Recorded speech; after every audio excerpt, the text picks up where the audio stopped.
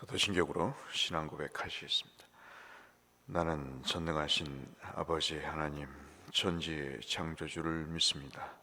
나는 그의 유일하신 아들 우리 주 예수 그리스도를 믿습니다. 그는 성령으로 잉태되어 동정녀 마리아에게서 나시고 본디오 빌라도에게 고난을 받아 십자가에 못 박혀 죽으시고 장사된 지 사흘 만에 죽은 자 가운데서 다시 살아나셨으며 하늘에 오르시어 전능하신 아버지 하나님 우편에 앉아 계시다가 거기로부터 살아있는 자와 죽은 자를 심판하러 오십니다. 나는 성령을 믿으며 거룩한 공교회와 성도의 교제와 죄를 용서받는 것과 몸의 부활과 영생을 믿습니다. 아멘. 338장 찬송 한번 하겠습니다. 찬송가 338장. 내 주를 가까이 하게 함.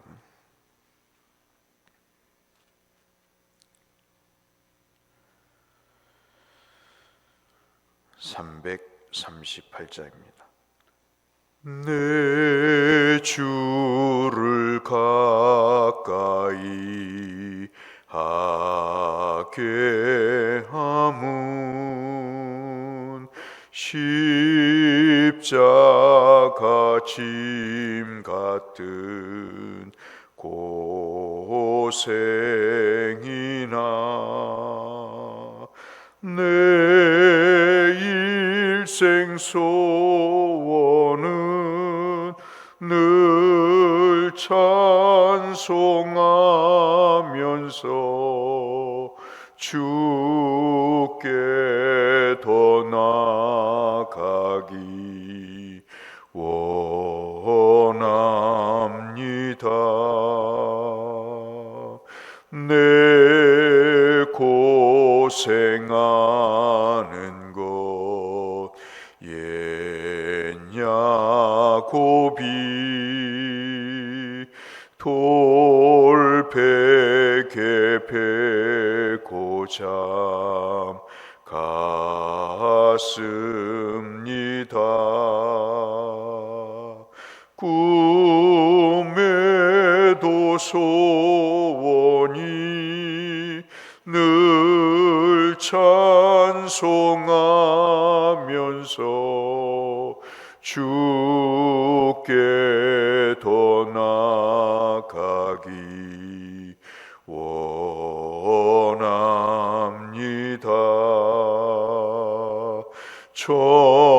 천성에 가는 길 험하여도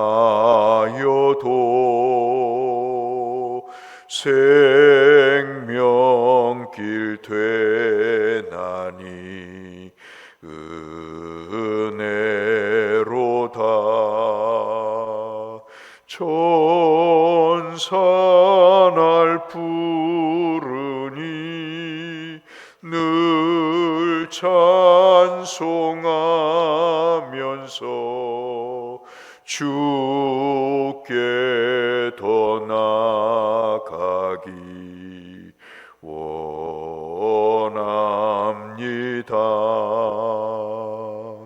야곱이 잠깨어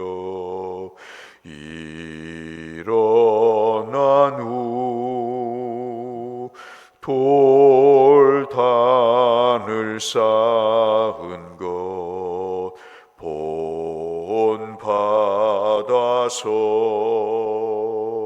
숨 쉴 때 되도록 늘 찬송하면서 주께 더 나아가기 원합니다. 아멘.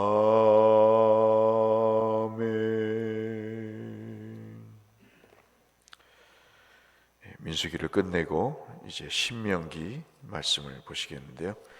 신명기 2장 말씀을 함께 보겠습니다.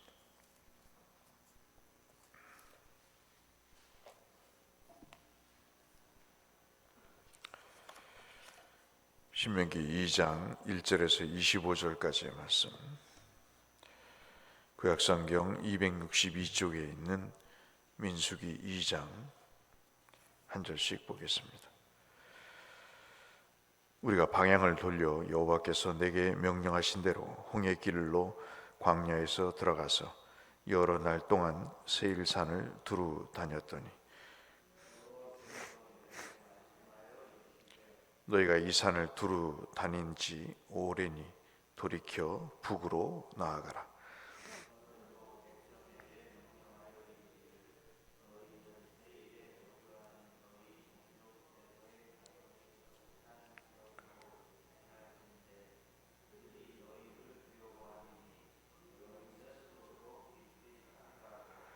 그들과 다투지 말라. 그들의 땅은 한 발자국도 너희에게 주지 아니하리니 이는 내가 세일산을 에서에게 기업으로 주었음이니라.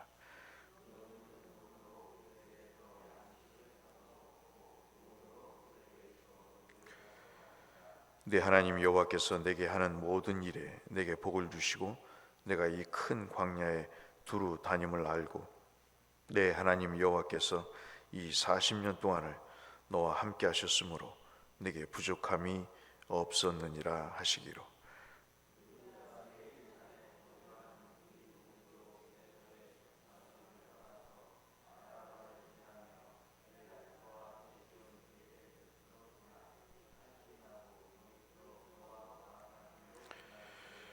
여호와께서 내게 이르시되 모압을 괴롭히지 말라. 그와 싸우지도 말라. 그 땅을 내가 내게 기업으로 주지 아니하리니 이는 내가 롯 자손에게 아르를 기업으로 주었음이니라.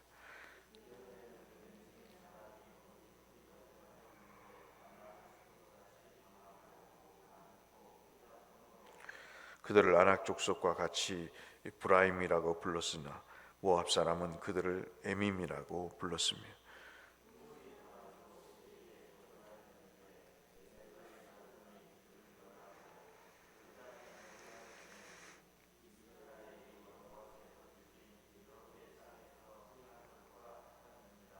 이제 너희는 일어나서 세렛 시내를 건너가라 하시기로 우리가 세렛 시내를 건넜으니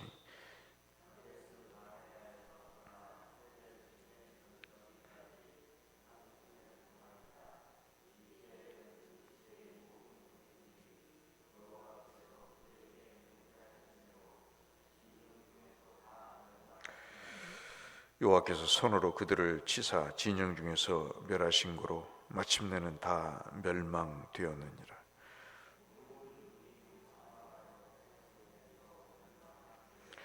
여호와께서 내게 말씀하여 이르시되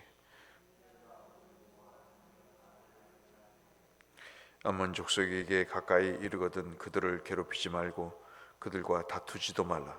암몬 족속의 땅은 내가 내게 기업으로 주지 아니하리니 이는 내가 그것을 롯 자손에게 기업으로 주었음이라.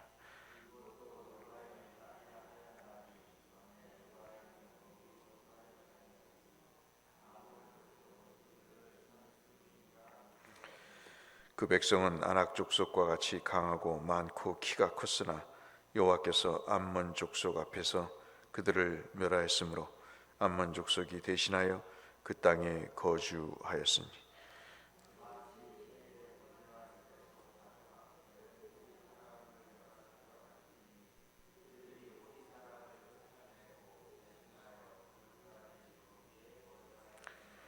또 갑돌에서 나온 갑돌 사람이 가사까지 각 촌에 거주하는 아위 사람을 멸하고 그들을 대신하여 거기에 거주하였느니라.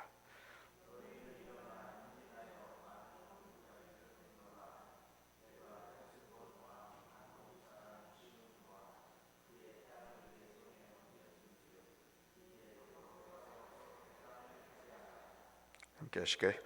오늘부터 내가 친 천하 만민이 너를 무서워하며 너를 두려워하게 하느니 그들이 내 명성을 듣고 떨며 너로 말미암아 근심하리라 하셨느니라. 아멘.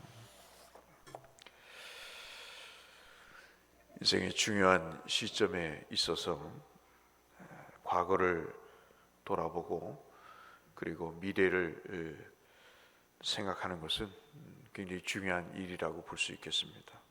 사람이 짐승과 다른 것은 자기를 돌아보는 일이고 그리고 앞으로 무엇을 할 것인가를 고민하는 것이 짐승과 사람이 다른 형태라고 볼 수 있겠습니다. 신명기의 신자가 이것이 어떤 갱신을 의미하는 것이 아니라 다시를 생각하는 것입니다. 즉 다시 말씀드리면 신명기라고 하는 것은 과거에 하나님이 이스라엘 백성들을 어떻게 인도하셨는지 그것을 다시 생각해 보는 것이죠.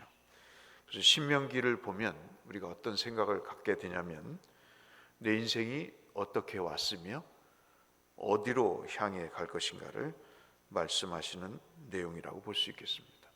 저와 여러분이 인생의 초점이 흐려지고 또 과거에 어떻게 살았는가에 대한 생각이 무뎌질 때 신명기를 읽어보시면 아마도 이 과거와 미래를 현재에서 돌아보게 하는 그리고 살펴보게 하는 중요한 생각을 통찰력을 갖게 하실 것이다 이렇게 확신을 갖게 됩니다. 신명기는 여러분 잘 아시다시피 세 개의 설교로 되어 있다고 볼 수 있겠습니다. 1장 1절부터 4장 43절까지가 첫 번째 설교인데 우리가 잘 아는 대로 출애굽 1세대 세대들이 약속의 땅에 들어가지 못하고 그들이 범죄한 원인으로 인해서 2세대들에게 이제는 1세대의 조상들의 이 범죄 사실에 대해서 너희들이 배우지 말라고 이야기를 하는 것이죠. 이것을 통해서 세대 간에 하나님이 어떻게 다음 세대를 세워가시는가를 우리가 살펴볼 수 있겠습니다. 이 일에 특별히 하나님의 율법을 강조하고 규칙대로 하나님이 정하신 대로 살지 못한 조상들의 그 죽음의 원인을 분명히 말씀하시면서 살 길이 뭔가 그것은 경제적인 신체적인 조건을 강화시키는 것이 아니라 하나님의 말씀을 굳게 붙잡는 것이다 하는 것을 이 첫 번째 설교에서 분명히 말씀을 하고 있습니다. 두 번째 설교가 이번 4장 44절부터 29장 1절까지의 말씀인데 이제는 1세대가 죽었기 때문에 2세대만 남은 거죠. 출애굽 2세대들이 약속의 땅에 들어가기 위해서 그들이 행할 일을 하나님이 다시 가르쳐 주십니다. 이것을 우리는 흔히 율례와 법도라고 이야기를 하죠. 이스라엘 백성들이 가나안 땅 사람들과 구별되이 살아가야 될 중요한 일은 의복을 새롭게 입는 것도 좋은 자택에 거주하는 것도 아니고 그들의 삶의 방식이 가나안 땅 사람들과 다르다 하는 것입니다. 이것이 이스라엘 백성들에게 두 번째 설교를 통해서 주셨던 것이죠.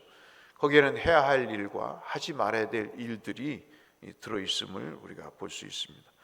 마지막 설교가 29장 1절부터 34장 12절까지의 내용이라고 볼 수 있겠습니다. 출애굽 2세대들에게 하나님께서 세워주신 언약을 맹세하게 하십니다.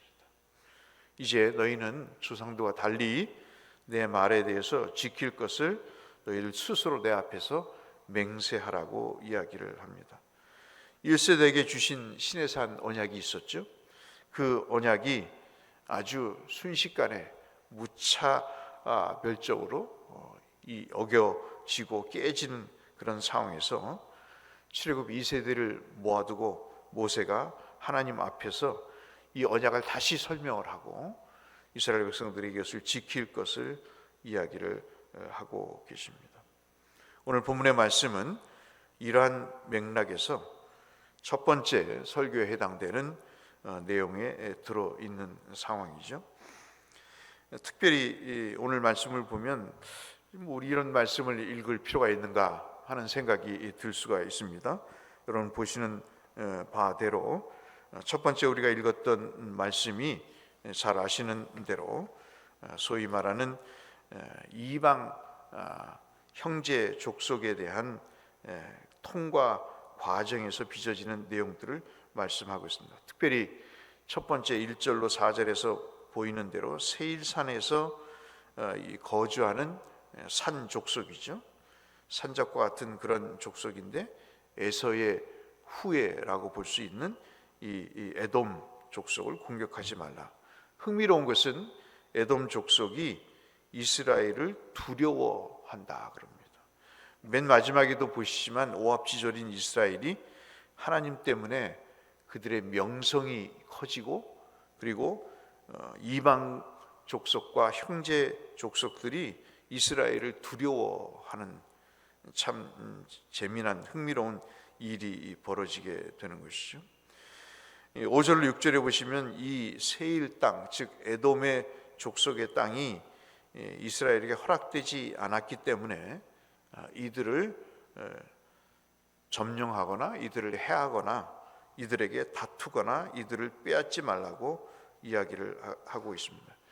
에서에게 500년 전에 이미 약속을 하신 거라는 거죠.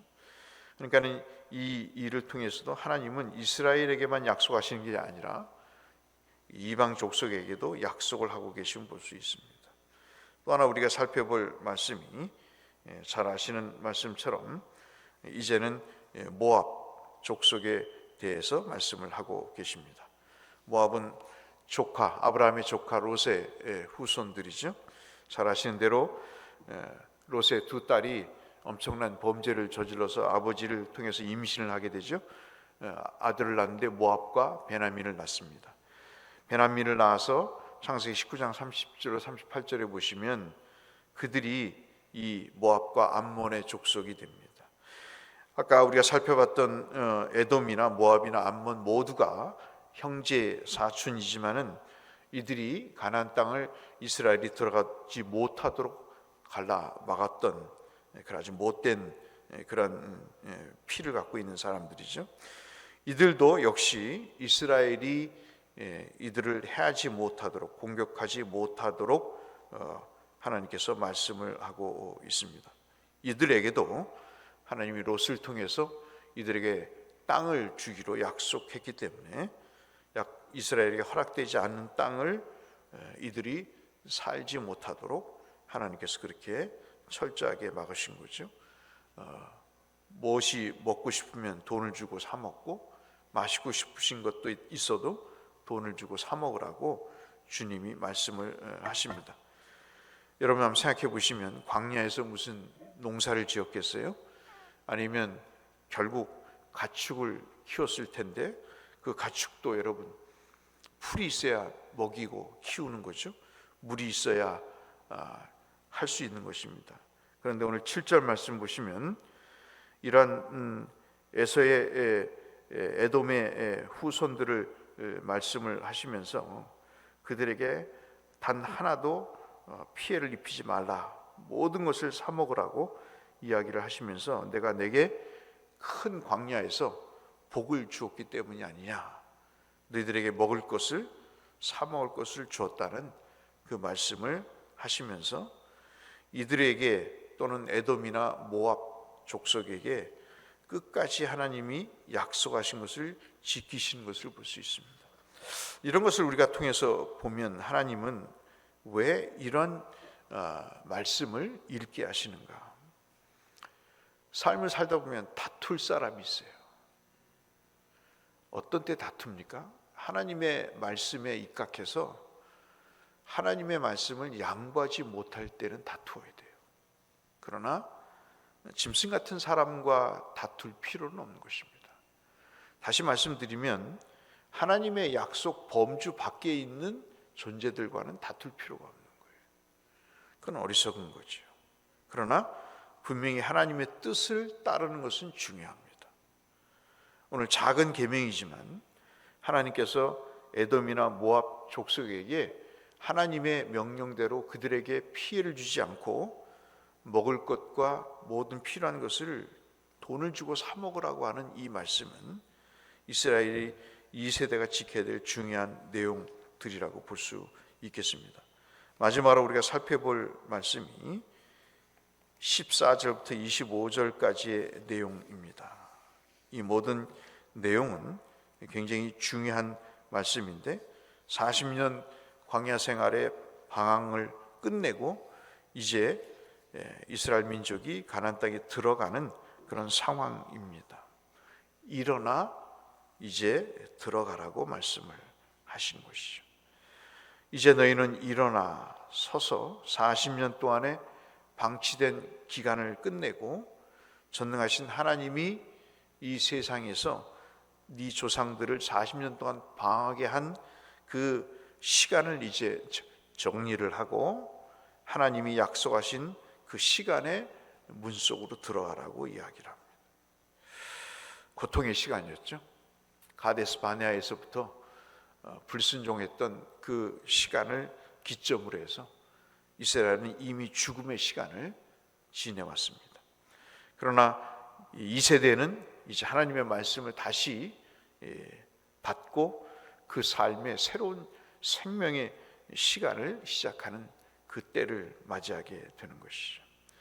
오늘 제가 25절까지 여러분과 함께 읽었던 내용들의 가장 골자는 이것입니다. 이러한 일들을 왜 읽게 하시는가? 에돔이나 모압도 해하지 말라. 그리고 이제 일어나서 광야를 지나 가나안 땅으로 들어가라고 하시는 이 모든 일의 근간이 약속입니다. 하나님의 시간이 정해져 있는 것이죠. 참 살면서 하나님의 시간이 내 시간이 됐으면 좋겠다 하는 때가 있습니다.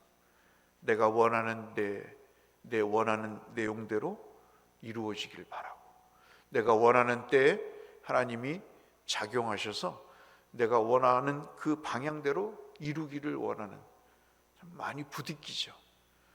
하나님 일거에 끝내주시고 모든 것을 해결해 주시면 얼마나 좋습니까? 그런 때가 굴뚝 같잖아요. 근데 또 하나님은 마치 나를 모르는 듯, 내 마음을 모르시는 듯 그렇게 외면하고 계십니다. 그러면서 시간은 40년 동안 흘러가죠. 원망도 있고 이제는 지쳐가지고 더 이상 할 말도 없는 그런 형편에 처하게 될 때 이제 너희는 일어나라 라고 말씀을 하십니다. 오늘 제가 이 말씀을 장하게 드린 것은 하나님의 약속은 반드시 이루어진다는 것, 그것을 말씀드리는 거고, 그 시간 속에 하나님은 당신의 계획을 이루어 가신다는 것입니다. 그것이 에돔이 됐던 모압이 됐던 그 약속은 이루어지고, 그것이 이스라엘이 되었던 하나님은 그 약속의 시간에 당신의 뜻을 이루어 가신다. 그것을 우리에게 묵상하시기 위해 이 말씀을 주신 것으로 압니다.